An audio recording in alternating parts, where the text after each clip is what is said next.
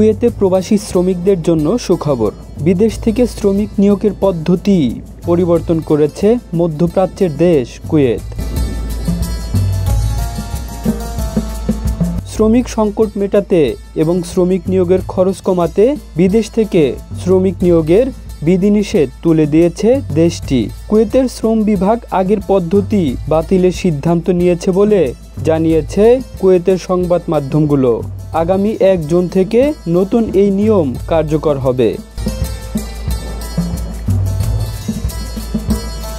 পূর্বের নিয়ম অনুযায়ী যেসব কোম্পানি শ্রমিক নিয়োগ করে তারা যদি বিদেশ থেকে কর্মী আনতে চায় তারা কুয়েতে থাকা শ্রমিকদের মধ্য থেকে কর্মী নিয়োগ করতে বাধ্য ছিল এবং চাহিদার একটি নির্দিষ্ট অংশের জন্য শুধুমাত্র নতুন বিদেশি কর্মী নিয়োগ করতে পারে।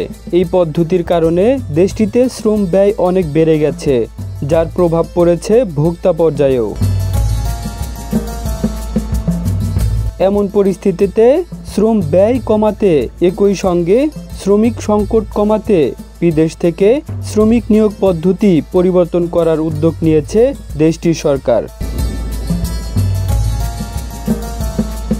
গত বছর কুয়েত সরকার বেসরকারি খাতের কর্মীদের একই সময়ে 2টি চাকরি বা খণ্ডকালীন চাকরি করার অনুমতি দেয়। তবে 2টি চাকরির জন্য প্রথম এবং মূল নিয়োগকর্তার অনুমতি প্রয়োজন।